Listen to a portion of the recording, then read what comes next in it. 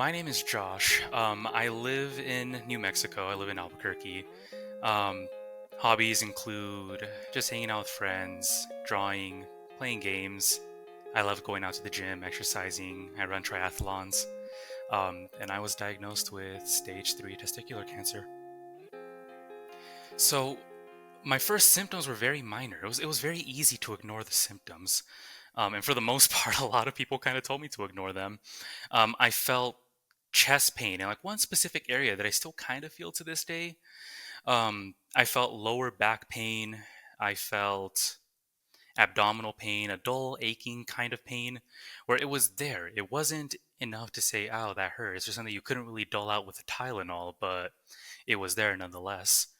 Um, the back pain, I remembered I had colleagues telling me, "Oh, maybe you just pulled a muscle in your back," because I work as an investigator and lifting is part of my job. So when I would lift things, of course, naturally, I would hurt my back from time to time. I was 24 years old at the time, so I just, yeah, you're probably right. I'm young. Nothing probably happened, and I just kind of brushed it all off. Then I went for my yearly employed physical. Um, And I went over there and I was very transparent with them. I said, "Hey, I have a kind of chest pain. Is there anything we can do about that?" And they said, "That's something a little more serious. That's something we can't handle here. You should speak to your primary care physician." And mind you, at 24, I didn't have a primary care physician. And when you're young, you kind of don't have a purpose for it. More so, you have it later on. Anyway, I scheduled with a doctor at a clinic. And the extent of what they did for me was just grab a stethoscope and put it up onto my chest in a couple places. "No, you're fine. You're good. You can go ahead and go back. Here, we'll prescribe you an inhaler." And yeah, then I'm in. So then I would go to work and I would continue on as normal. I knew something was wrong with me. Um, I guess in the moment I felt that maybe it was just all in my head, and I guess that was kind of their goal for, I mean, for all intents and purposes, it could have been in my head. Statistically speaking, there shouldn't have been a single thing wrong with me. I'm an individual who doesn't smoke, who doesn't drink, who doesn't really engage in any kind of behavior that would be deemed as self-destructive or any kind of like vice. And I would run. I did triathlons. I kind of figured it out along the time of my second triathlon. At that point, I was in like peak physical shape. I was doing good. Um, but yet, when I was training in my class, because I was in a triathlon training class in college, all of my colleagues did better than me, every single one of them. And I was certainly in better physical shape than a lot of them. And I just thought, oh, well, I just have exercise induced asthma, because that was what they told me it was. So I would take the inhaler and I would try, and still just short of breath. It kind of showed itself there, or whenever I would go to work and do any kind of heavy lifting. Eventually, I felt a mass on one of my testicles. Now, I found this maybe 2 months before I had gotten diagnosed, but I told myself it's probably just a varicocele. It's nothing. Like, this is something that 80% of men get. It's completely harmless. It's benign. There's nothing they can do about it. But then I kept feeling the pain and I just kept feeling it, and I was like, what, it's probably worth getting it checked up. At this time, I had health insurance, so I was grateful. So I scheduled an appointment at an urgent care with my hospital, and I went in there and I explained my symptom. And they said, okay, well, the first line of diagnosis for this kind of symptom that you're feeling, the mass, is an ultrasound. And I remember at the time, the only thing she could tell me was, "I'm just glad you came to the hospital," because it was evident at that point that something was wrong. We just didn't know what the extent was. And then at that point, the next course of care for diagnoses was a CT scan, and it was just of my abdomen and pelvis and nowhere else, because again, they just want to see if there's maybe anything else going on, because it's not just on one area. Um, they did that there, and I remember I didn't have a my chart, but I started signing up for it while I was in there because I'm curious and I wanted to know immediately. And I did that. And I saw something that said 22 circular lesions found in the lung basis. And I didn't even notice the word basis at the time. I just thought, like, oh, 22 circular lesions in my lungs. Well, what does that mean? And then it said in the next line, consistent with metastatic disease. And I'm like, "Eesh." At that point in my job, I had known what metastatic was. And I remember at this point, I'm still waiting for the doctor to come in and discuss the results with me. And he told me, I'm pretty sure this is testicular cancer. He said, it looks like it's already spread to the lungs as well. He said, we didn't do a scan of your upper chest area or an MRI of your head, so it could be worse. And then he says, it's not that I haven't seen patients with this same diagnosis get better, and maybe you do get better, but your next steps from here are to contact this doctor in urology. I already spoke to them. Call them as soon as you get the chance, follow up ASAP. They know you're coming. And I remember I left with a paper in hand, my discharge summary. It said, Josh, 24, testicular cancer. That same day, and I remember it was rapid, it was whirlwind. I had my fiance by my side, and I remember after the doctor told me that was what it was, they started crying, holding on to me because you know what the word cancer means, and you know you don't want it for you. But I guess at the time, because it had all happened so fast, I was in such shock that the only thing I can do was look at my fiance and say, "Well, that's not what I wanted to hear." And with a little cheeky smile on my face, I didn't cry. And I remember going home just still in complete shock. That was what happened. It was fast. And I didn't officially get the diagnosis until maybe a week later because I've seen the urologist maybe 4 or 5 days later on, and he scheduled me for a surgery 2 days after meeting him. He was fast. And I remember I went in there for my first surgery. I had a little goofy smile on my face because, of course, I'm still happy go lucky. Um, he did the surgery well, it went off without a hitch. And I saw my histology type in maybe 2 or 3 days. And then at that moment, they officially gave me the diagnosis testicular cancer. I could have chose not to fight, but for me, I'm 24. I want to fight. And I just told everyone that. I went to work the very next day after diagnosis to try and tell my supervisor. She wasn't there. So I instead went to HR because I'm like, this is a human resource issue at this point. And this was one of only 2 times when I cried after my diagnosis, is when I finally verbalized it for the first time, and that was a very hard pill to swallow. Um, I just remember telling them that at that moment, I wasn't sure what my treatment was or what anything was going to happen or how severe it was. So they prepped me for surgery. I dressed into my cap, gown, everything of the sort. And then he came in and spoke to me, and he said it's a relatively risk-free procedure. I mean, naturally, with any invasive surgery, there's going to be some risk, but he wasn't too concerned. Um, he said that after it was all said and done, that he was going to refer me to oncology. So during the orchiectomy, they open you up from the inguinal area, which is just below the waistline, but above the groin, and it's kind of going like a horizontal kind of line. They don't just take the entire testicle. So they can't cut out one mass, they need to take out the entire thing.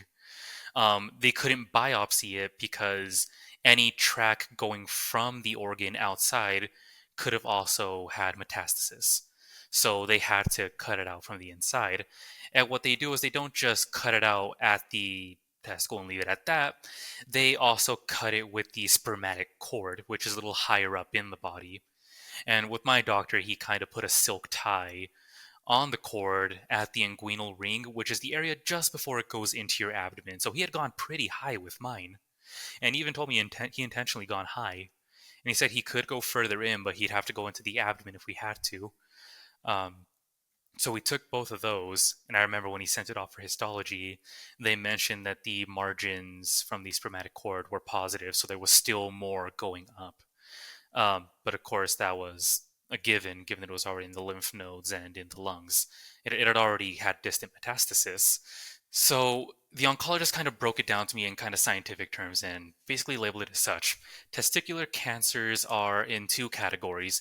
They're either seminomas or non-seminoma, whereas the seminomas have a better prognosis.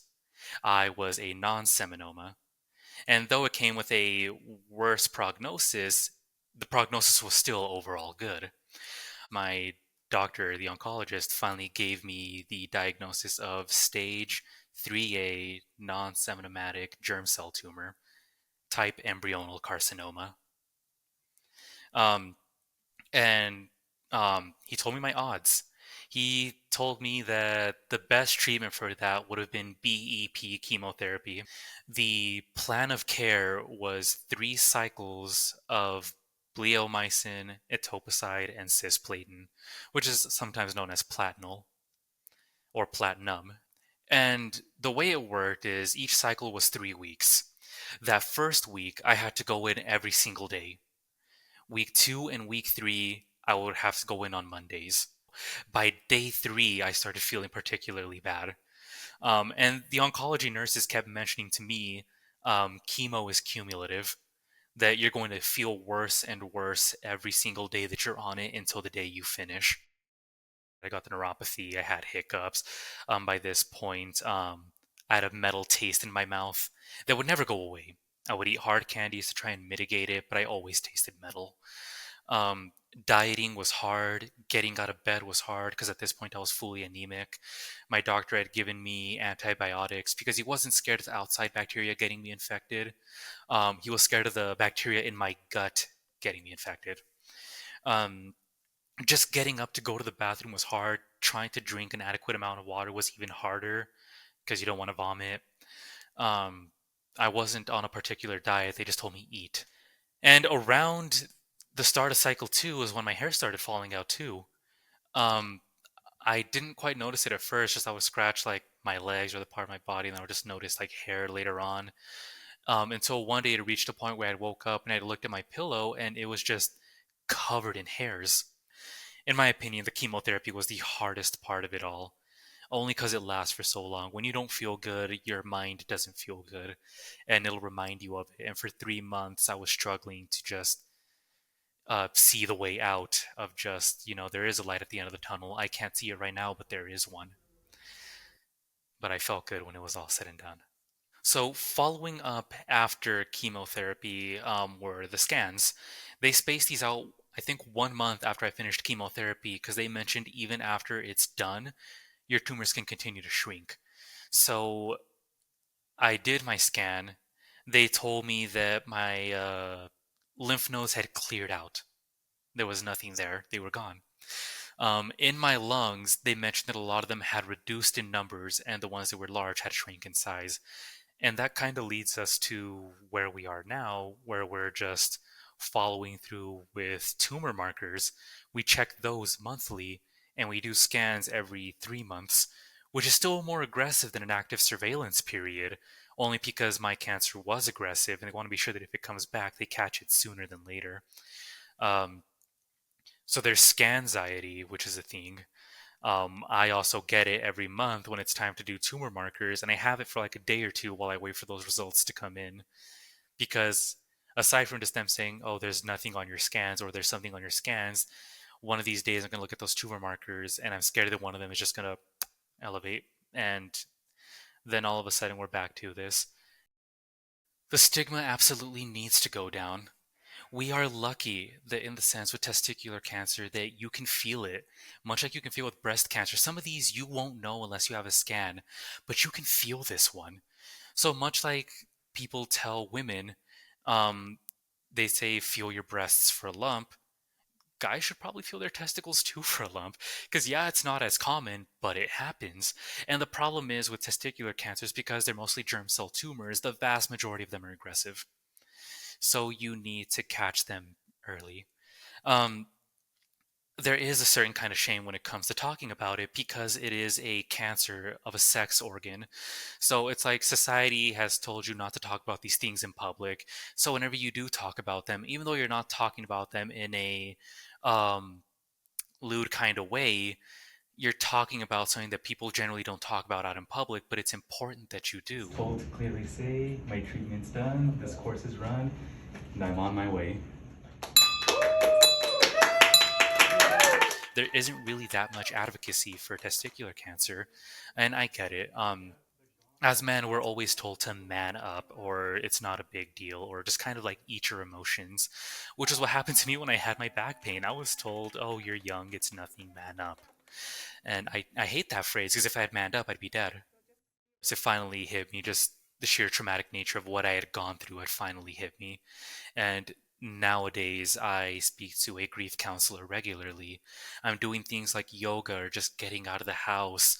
I'm going to just the outdoors. I'm going to our botanical gardens because I like just seeing nature, breathing in clean air, sitting down, relaxing, meditating, getting myself in that frame of mind where, like, yeah, the cancer can come back, but you've beat it. You've done a good job. Maybe it does come back, but you will do it again. It's just getting myself into that mindset of it's over. You're here now. You're still drawing air. You're going to beat this 1 year prognosis in a couple months. And then you can just really look at that with more positivity. You made it to the finish line. That light at the end of the tunnel that you couldn't see before, you see it now and you're there. And now I'm able to just advocate for others. I guess the biggest advice I have, um, pride is a disease. You just need to drop it all and just acknowledge the fact that there are times where you will need help, not just for your health conditions, but mentally as well. Sometimes you do need someone to talk to, or you need to develop these coping methods. You do need to get yourself out there and speak to people. You need to do things that make you happier, get your mind off things. Because I know when I'm going about my everyday life, or I try to pick something up and I feel my neuropathy, or I don't feel anything because that's neuropathy, or I just feel any other symptom, I'm reminded to my cancer diagnosis and it brings me back to it. But you need to change your frame of mind. You need to be able to see that there's more out there. You need to ground yourself. The sun is bright, nature's around you. You have your family, your friends. You don't have time for anything that's not going to make you anything less than happy in this world. And these arguments just aren't worth it. And it's just, you need to get yourself into whatever state of healing that you can get yourself into, and whatever that may look like for you, whether it be exercise or just throwing yourself further into your work or just really finding things to do here.